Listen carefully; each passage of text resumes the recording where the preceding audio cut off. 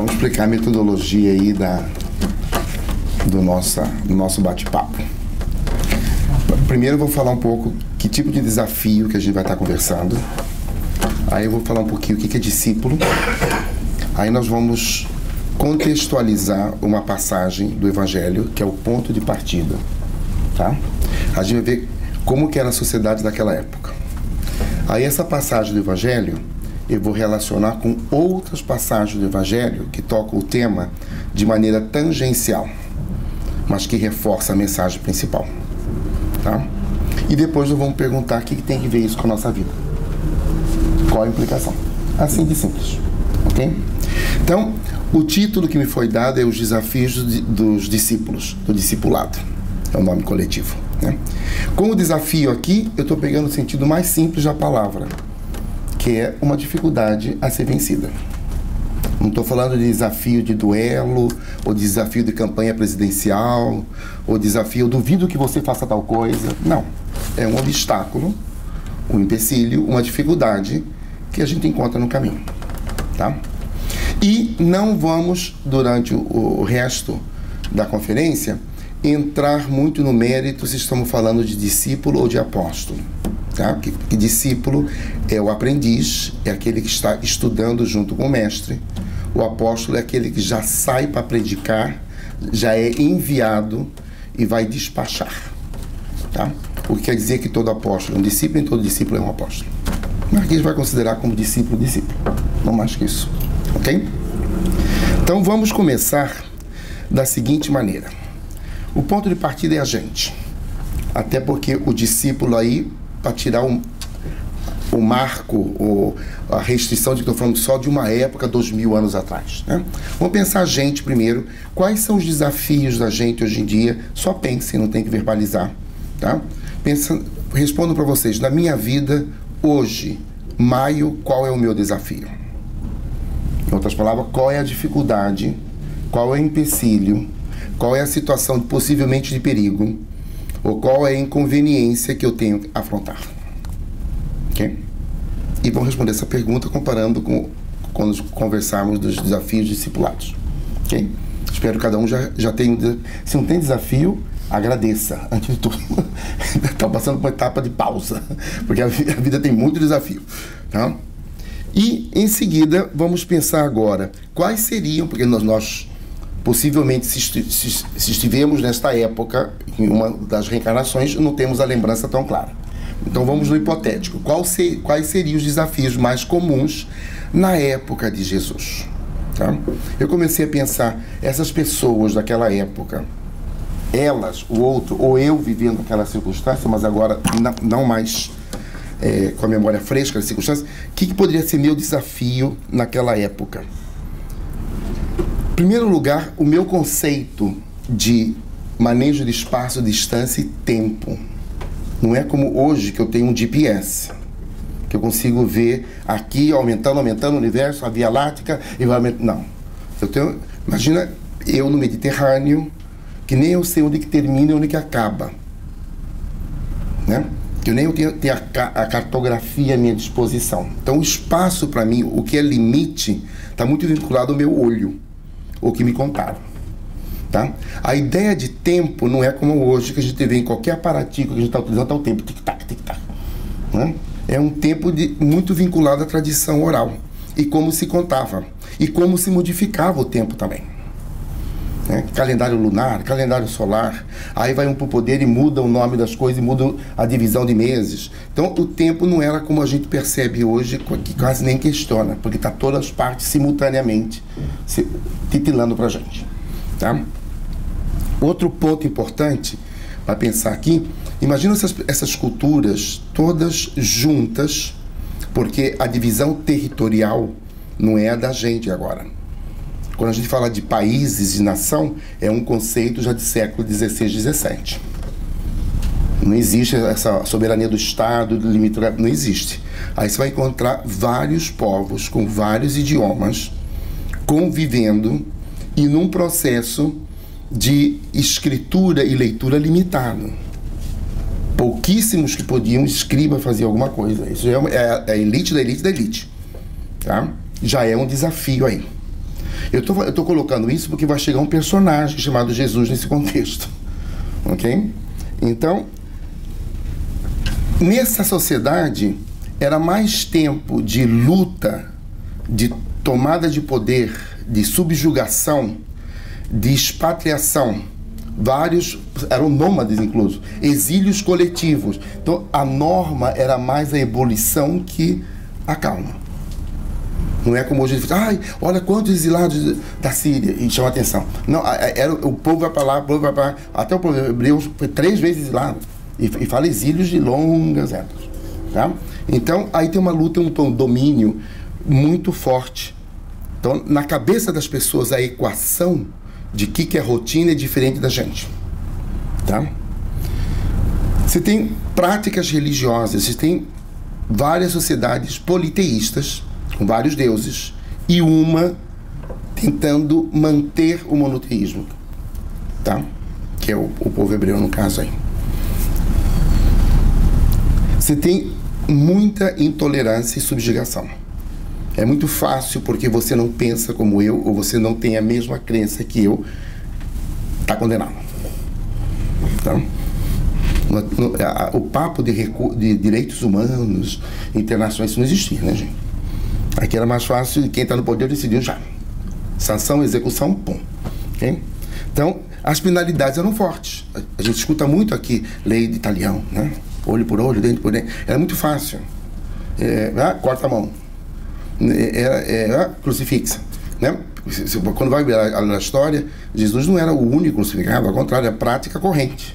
Quantidade de gente crucificada. Tá? Então as penalidades hoje interpretamos como atrozes. Sim? E aí eu volto à situação dentro de uma perspectiva reencarnacionista, não posso garantir que eles eram atrozes. De repente a gente foi atroz. Não sei. Tá? Força, poder, arbitrariedades muito grandes, sim? E a hora aparece esse personagem que por si já era um desafio grande para essa sociedade entender. A sua linguagem não era linguagem de força, poder, subjugação. Tem uma combinação de doçura e assertividade. E o texto que a gente vai iniciar até choca a princípio. Sim? Então, conteúdo e forma não era o normal, o cotidiano aí. Tá? A sua postura também não era a corrente. Dá um tapa, mostra outra cara. Ama inimigo. Essa equação é forte. Você imagina quem é forte hoje em dia? Imagina lá. Que personagem é esse que faz esse tipo de comportamento tão natural, tão poderoso, tão fraterno, tão magneticamente cautivador? Já pode imaginar o nó na cabeça das pessoas aí, né? Para entender isso. Okay? As coisas que ele vem confirmar de profecias anteriores, repetindo frases que estão 4.000 anos antes dele e fazendo coisas que foram faladas que ele faria e coisas que está projetando para frente. Que hoje mesmo você pode falar, será que tá louco? Né? Fumou o quê? Que coisa mais esquisita aí. É isso? E os questionamentos que ele também está fazendo. Quando a gente pensa na famosa cena da mulher adúltera e quando ele faz o questionamento de quem não tem pecado joga pedra. Revolucionou, porque a lei era automática. Pegou a pessoa em flagrante delito, é isso. Então faz uns questionamentos diferentes, tá? Convive com pessoas, uma pessoa que fala que é rei, é de Deus, e está com prostituta, está com ladrão, está com pessoas que, na cabeça, quando falava Deus naquela época, eu estou falando de sacerdotes, escribas, mestres, rabinos. São pessoas que estão nessa elite ideológica. Não era muito assim, porque os outros eram relegados, considerados como os castigados. Tá? Então, ele em si e os seus feitos extraordinários que, de acordo com a denominação religiosa, pode ser apresentado como milagre ou não. Mas eram feitos que as pessoas não sabiam explicar. Então, só a presença de Jesus já era um desafio para qualquer pessoa que for a segui-lo. Então, falar desafio dos discípulos já começa a entendê-lo. E como que você vai abandonar coisas para segui-lo. Ok? Bom. Aqui está o texto, que é o ponto de partida da nossa fala hoje. Tá? Eu copiei diretamente, não sei se vocês sabem, mas existe a versão do Novo Testamento, desde o ano antepassado, sim? Que é feita a tradução do grego com Haroldo Dutra Dias. Esse foi tirado daqui. Tá? Por isso que vão ver alguns sinaizinhos diferentes que não aparecem em outros, como aí tem um colchete, por exemplo. Tá? Essa é a maneira que ele fala, introduzindo um verbo ou um pronome subentendido. Então, essa é a passagem que vamos ler 2 vezes, bem devagar, e vamos ver onde está o desafio aí. Né?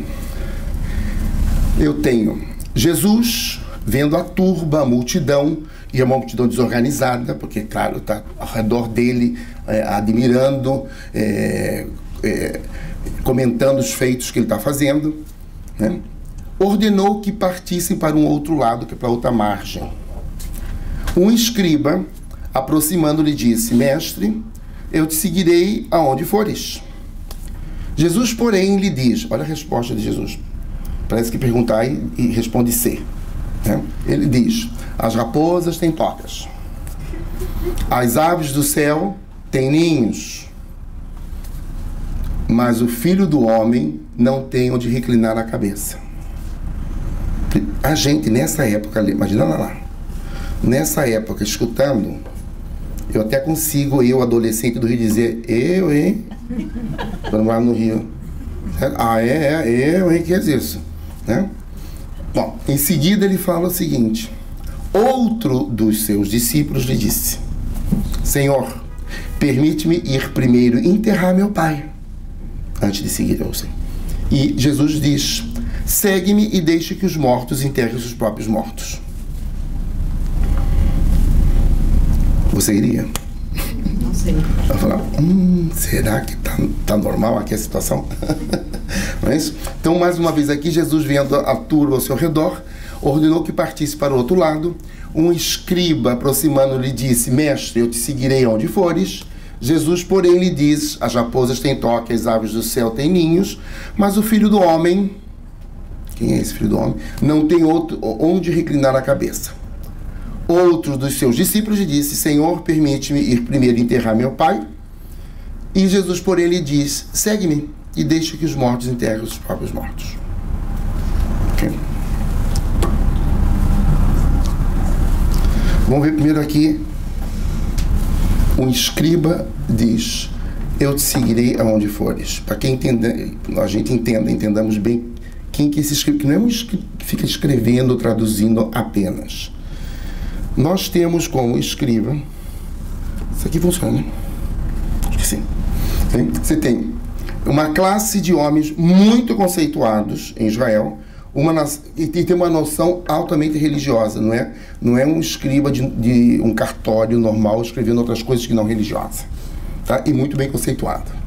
Eram respeitados entre os povos, eles dedicavam a conhecer as palavras de Deus e a obedecer a que elas fossem ensinadas e transmitir o conhecimento. Ou seja, não era qualquer que está falando para ele: eu quero te seguir.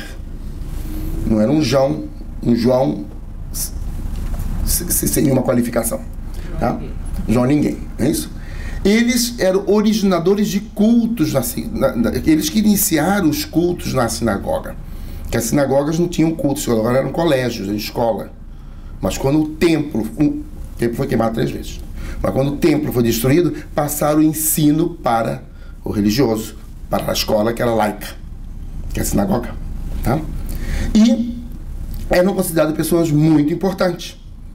Tá? A gente vê aqui, além disso, ainda que não são todos, muitos deles eram sacerdotes também. O primeiro escriba que a gente conhece era um sacerdote, que é Esdras. E, por causa dos conhecimentos das Escrituras, também eram chamados mestres e doutores da lei. Então, se ele quer seguir Jesus, ele, com todo o conhecimento dele, é porque ele viu que tinha uma autoridade maior. Ele não ia perder tempo para seguir uma autoridade menor. Tá? Então, essa é a conclusão, um pouquinho dessa parte para a gente aqui. E, só para a gente saber a importância, quem vê e estuda a vida de Saulo, de Paulo, né, ele tinha um escriba, e Paulo era discípulo de Gamaliel. Então, esse era o escriba que ensinava e tinha Paulo como discípulo. Então, e eram só pessoas de muita hierarquia social e política que podiam dar o luxo de ter um escriba. Que o povo não vai ter escriba para falar com isso. Tá? Então, só para ver que nessa passagem é uma pessoa de peso que quer seguir Jesus. Então, para concluir um pouco aqui, eis aqui um homem altamente respeitado em Israel, conhecedor das Escrituras, mas que chega à conclusão que estava diante de alguém maior que ele. Muito bem. Agora vamos para outra parte, essa resposta aí. Que a raposa tem a toca, tem o covil, e o pássaro tem o ninho. Mas ele, porque Jesus se referia a ele como filho do homem, vamos ver por quê, mas ele não tinha onde reclinar a cabeça. Essa passagem, como vocês veem aqui, é 8:18. Significa que tem 1, 2, 3, 17. E segue depois do 22. Ele está falando depois de haver encontrado um leproso e feito o processo de interação e curação. Depois de haver encontrado um militar e ter curado o filho militar. Depois de ter encontrado com a sogra de Pedro e ter curado a sogra de Pedro. Depois de ter encontrado 2 altamente endemoniados, entre aspas, que estavam possuídos pelo demônio, ou um espírito obsessiado, o que seja, mas ele conseguiu retirar essa energia. E isso ele vinha numa série muito grande e sem descansar. Porque para ele, o que ele estava fazendo era de peso maior, porque ele fazia a nome do Pai. Então, ele abandonava a sua vida a nome de uma grande missão. E ele verbaliza que a raposa, que não tem essa grande missão, que está no instinto, que é automático, que é um animal, ela tem a toca. O passarinho tem o ninho. Mas ele não tem onde reclinar a cabeça. É a primeira coisa que ele está dizendo para os apóstolos: prepare-se. Você quer ser discípulo? Aí tem. Tem uma dose de sacrifício, uma dose de dedicação, tem uma dose de extraordinariedade, né? E é uma coisa séria, a tal ponto que o escriba está vindo. Ok? Então a gente vem aqui, porque filho do homem, no Evangelho aparece 142 vezes esse filho do homem. Ele chama de epíteto, que é o qualificativo. Tá? Só que a gente possa entender um pouco, e aqui fica um pouco a contribuição, que eu gosto de estudar palavras, eu gosto de estudar textos. Tá? O filho do homem, os hebreus utilizavam de maneira corrente essa expressão, que era o filho de Adão. Ben Adam. Ben Adam, Ben é filho. Ben Adam é filho de Adão, é um homem corrente. Se quer falar da humanidade, colocava Ben no plural e falava Bnei Adam, a humanidade. Tá? Então, Jesus, em nenhum momento, embora sendo reconhecido como o mestre dos mestres, para ser seguido pelo escriba, em nenhum momento ele está falando: eu sou o rei da cocada preta. Né? Ele está colocando o filho do homem para poder posicionar frente aos seus discípulos do mesmo nível.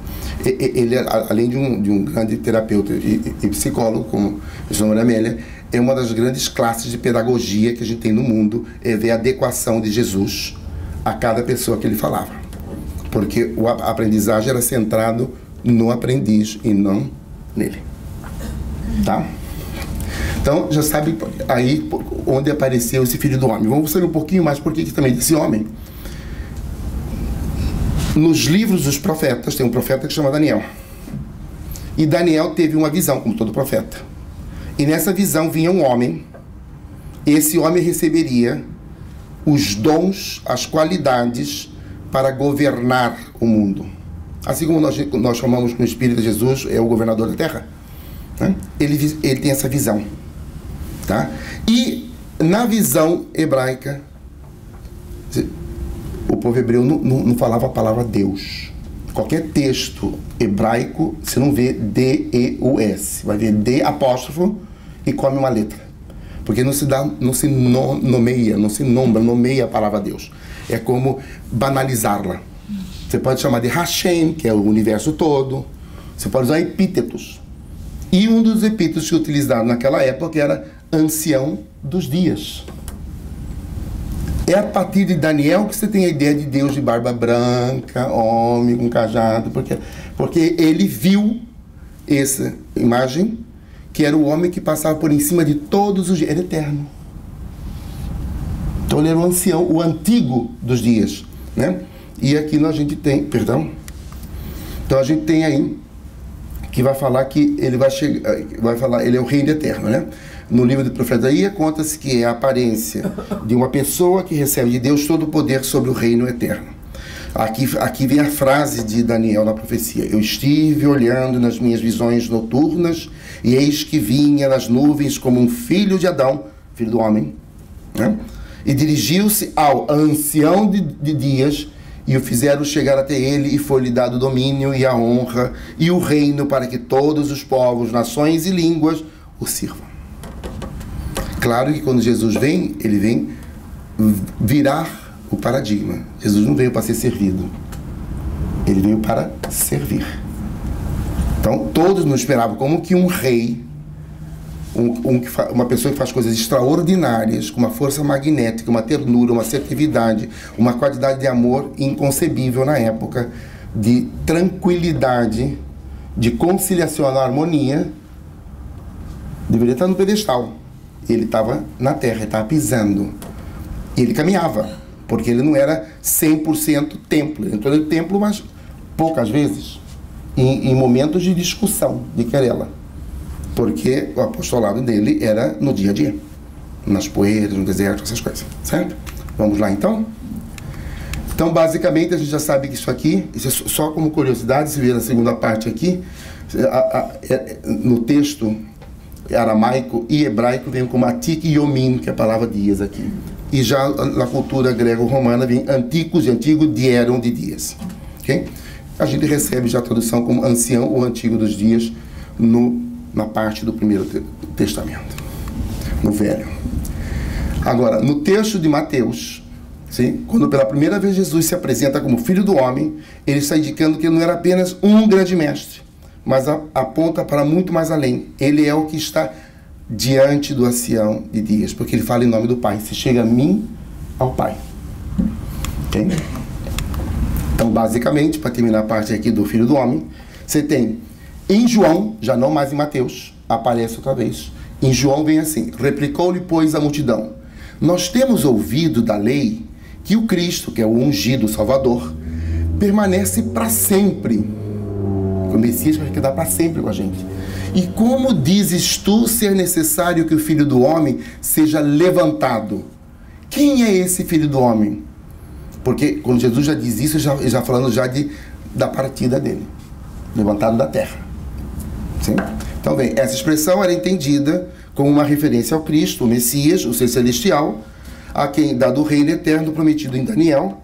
Mas os judeus não conseguiam entender, e havia um desafio também, como é que o Filho do Homem deveria ser levantado da terra. Isto é, tirado da sepultura, uma vez que o Cristo não morreria, pois o seu reino seria eterno. Aí a dificuldade de entender o que é eterno. Quais são as coisas perecíveis, as coisas conjunturais, as coisas temporais que vão acabar, e quais são as coisas eternas? Se a gente tem dificuldade de valorizar o que é eterno e o que não é eterno, imagine dando para a sociedade daquela época, né? E aí vem a situação: se eu estava lá, ainda não aprendi, gente. Ainda falta contas para aprender, não é isso? Então vamos aqui só para terminar.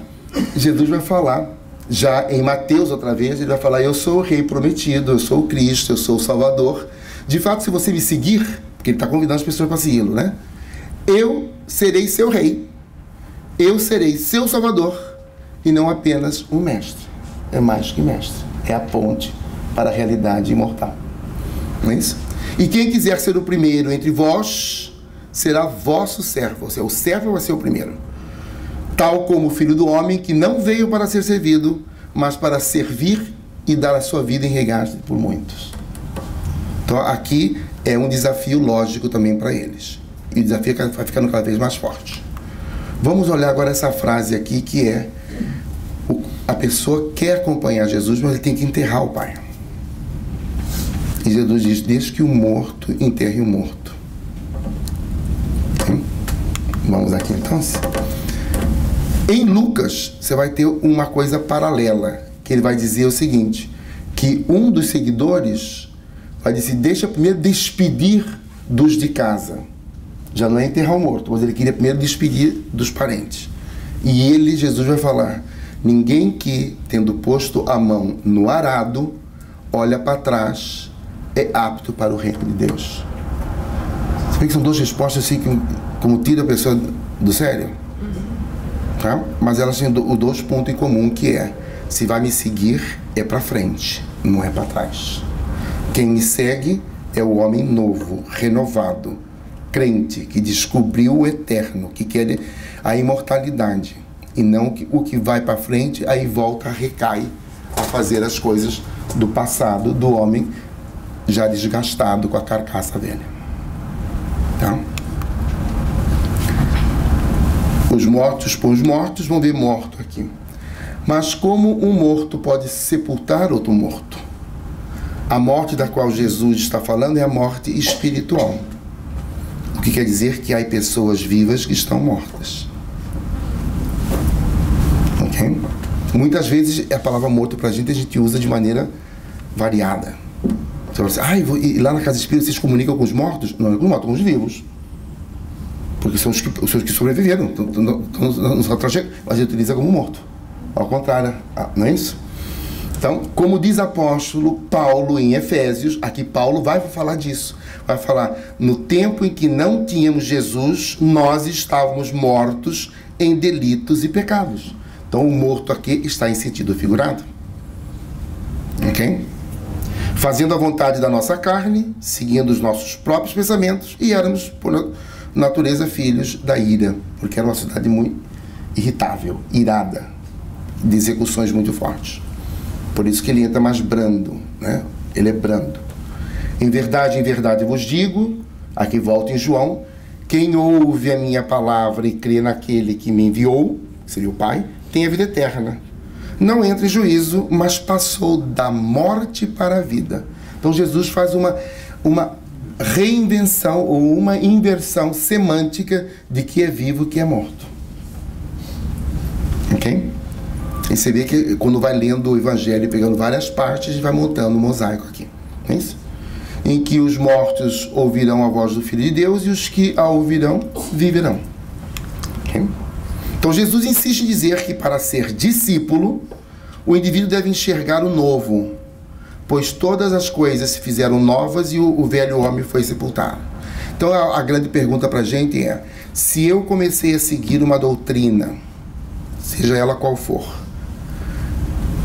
como que eu sei se eu estou construindo o homem novo e abandonando o antigo? Que hábitos foram descontinuados? Porque a princípio da matéria, os dois não ocupam o mesmo lugar no espaço. Não vai dar para ganhar nas duas pontas. Então, quando eu começo, no caso pontual da gente, é só questionamento interno para a gente. O que aconteceu na minha vida que eu deixei de fazer ou que faço diferente? Porque se eu faço um estudo, se eu venho a palestras, se eu tomo passe, se eu confraternizo, é só tudo isso agregado ao que eu era antes, eu não perdi o homem velho. Eu estou tentando passar um verniz na pessoa velha. Vai ficar velho brilhante. Mas não é outra pessoa. Tá? Então a gente tem que perguntar o que está acontecendo.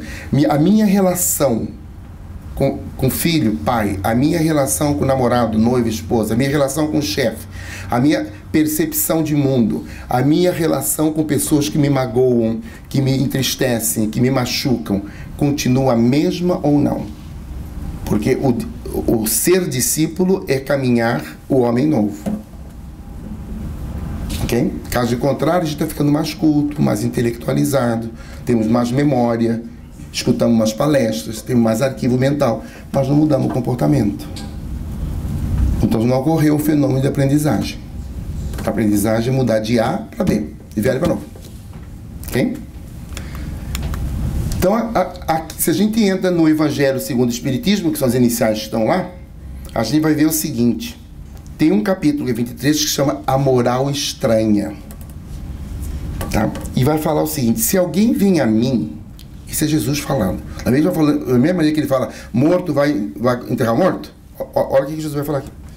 Se alguém vem a mim e não odeia seu pai, a sua mãe, a sua mulher, os seus filhos, seus irmãos e suas irmãs, e mesmo sua própria vida, não pode ser meu discípulo. Pode ser, que é isso? Então ele é contra a família? Ele quer que chegue lá, tumba o pau da barraca, qualquer coisa? Mas está incluindo mesmo a minha vida, odiar a minha vida. E vai dizer assim: e todo aquele que não carrega sua cruz e não me segue, não pode ser meu discípulo. Assim, todo aquele que dentre vós não renuncia a tudo o que tem, não pode ser meu discípulo. Aqui vem uma frase fatal. Para ser discípulo eu tenho que renunciar.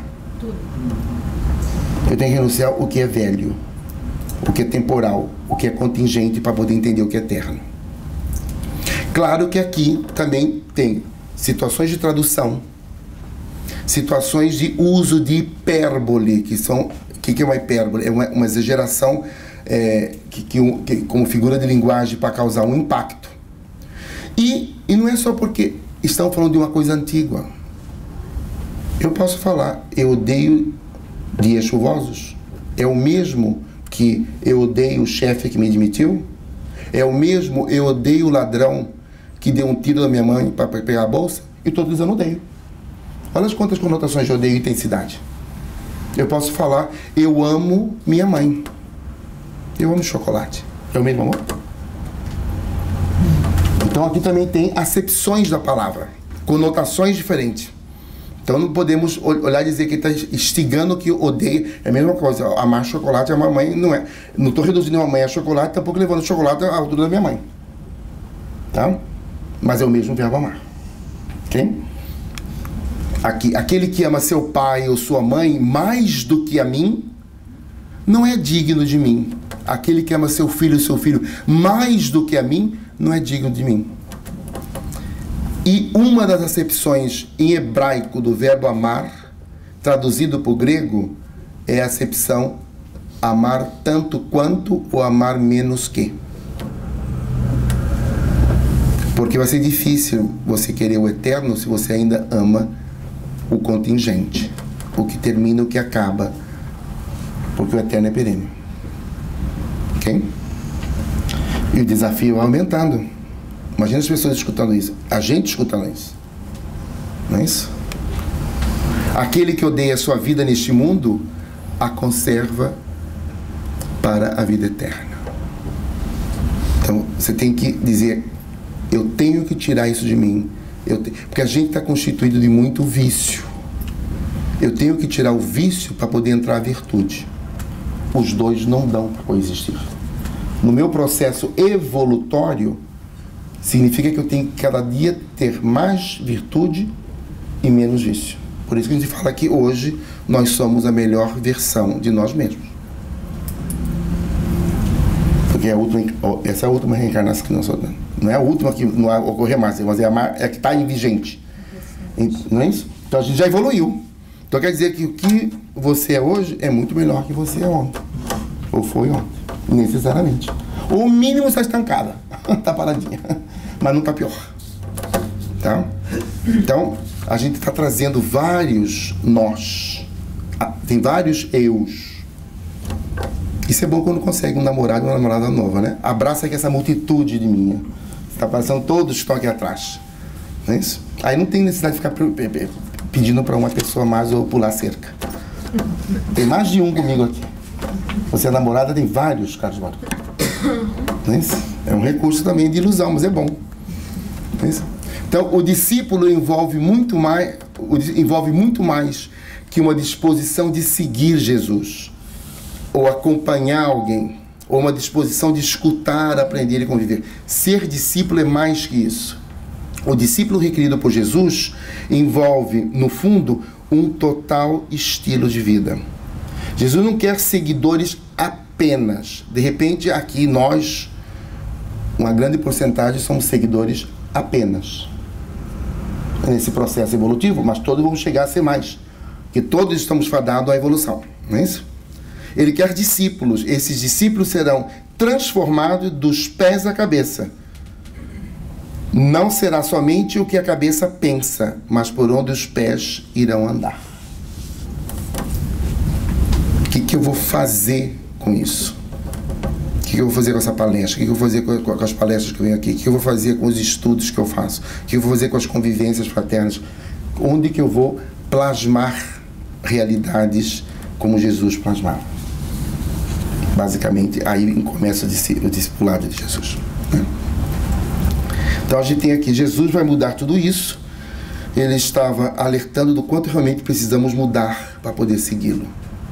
Então fica claro, já como resumo até aqui, que seguir Jesus tem que ter mudança. Se não tem mudança, a gente está vendo Jesus como um filme. Está sentado na poltrona e vendo passar o filme. A gente sabe falar dele, a gente sabe o que aconteceu, mas o filme não entrou. Para eu ser protagonista, eu tenho que sair da cadeira, do assento do cinema. Eu nunca vou ser um protagonista de um filme se eu estou sentado, olhando o filme. Eu tenho que sair para entrar no filme. Tá? Então, basicamente, o convite aqui, o desafio que vem é: você quer fazer parte do filme? Okay?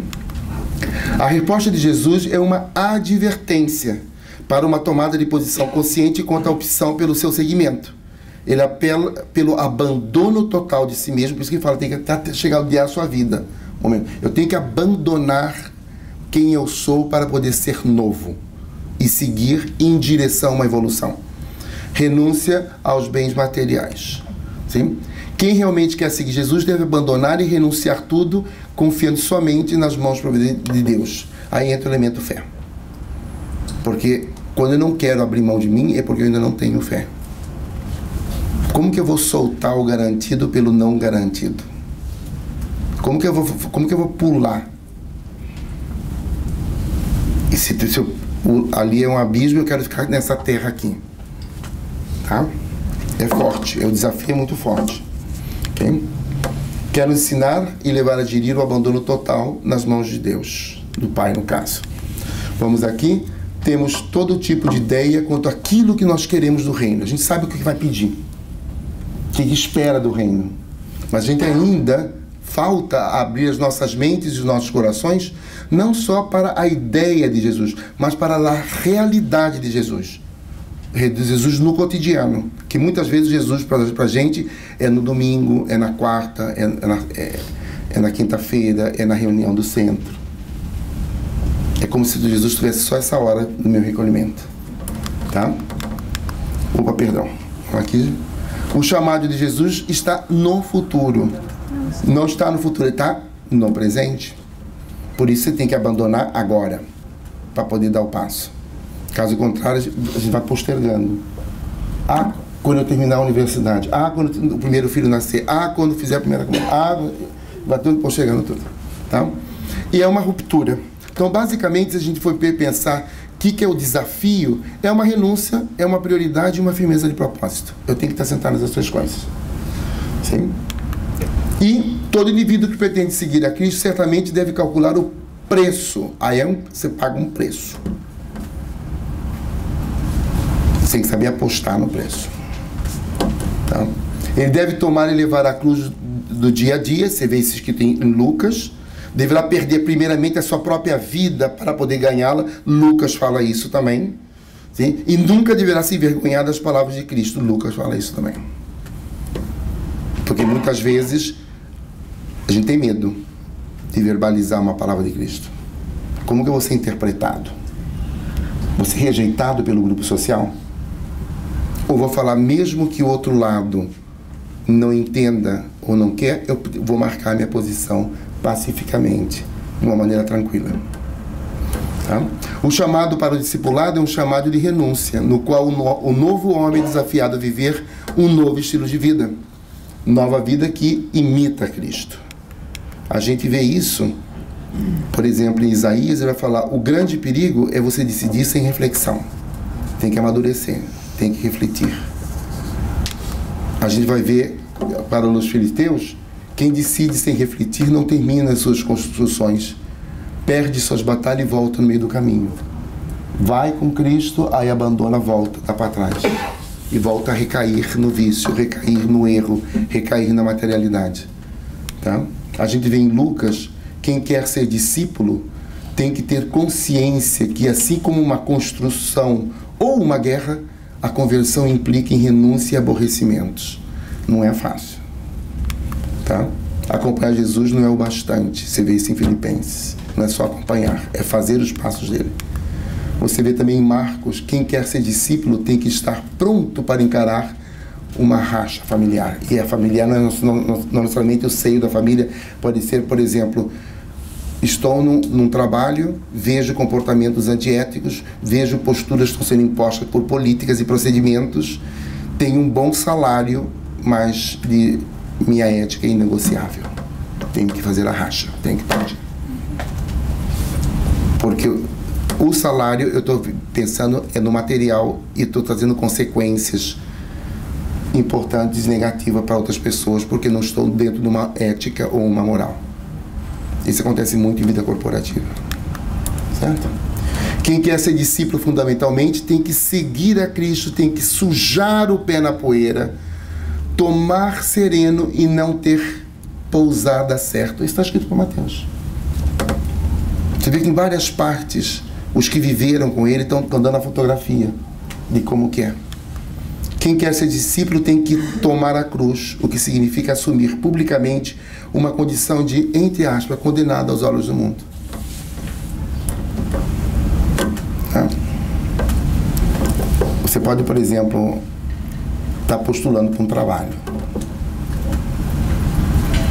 trabalho corporativo competitivo. O diretor de recursos humanos entrou em seu Facebook, viu que você está fazendo uma conferência em Conscious Living e dizer, eu não quero pastor ou eu não quero gente religiosa na minha equipe de vendas, porque vai predicar para os meus clientes. Então essa pessoa não fica qualificada para a empresa. Isso acontece. Isso acontece. Aí é a decisão. Eu entrei na chuva, quero molhar e sair molhado, bem molhado e feliz, ou vou dar para trás? Porque eu estou perdendo emprego assim. Ok? Estamos quase terminando aqui. E aqui você vai encontrar já em Amélia Rodrigues, nesse livro. Vou mostrar aqui porque se aparece por aí, vale a pena. Premissas do Reino. Sim? Tem umas coisas bem... É bem precioso. É pérolas, realmente, o texto daqui. Ela fala o seguinte: ele chegara anônimo e partira espezinhado. Legara, porém, aos que ficaram confiantes a armadura da paciência, as armas do amor e a estratégia do bem incessante e infatigável. Por isso que ele não tem onde repousar a cabeça, porque o bem é incessante e infatigável. E vai dizer, recordou-se daqueles homens e mulheres, arrancados dos seus quefazeres diários, para incomparável jornada do socorro fraternal. Nem eles mesmos se perceberam da significação profunda do abandonar tudo e segui-lo. E aqui vem outros que fizeram depoimento também aqui, você vê como Pedro vai falar, para isto foste chamado, porque também Cristo padeceu por vós, deixando-vos o exemplo, que sigais as suas pisadas. Outra vez é pisar a pisada dele, a marca dele. Tá? Vamos então aqui ver essa frase aqui que eu gosto muitíssimo, também de Amélia. Eram singelo pólen, os discípulos, eram singelo pólen, que entretanto fecundaria a humanidade inteira, venceriam as distâncias e os tempos. Aqui, hoje e agora, Miami, 2 de maio de 2017, entre 8 e 9 p.m. Estamos com pólen. Muito obrigado.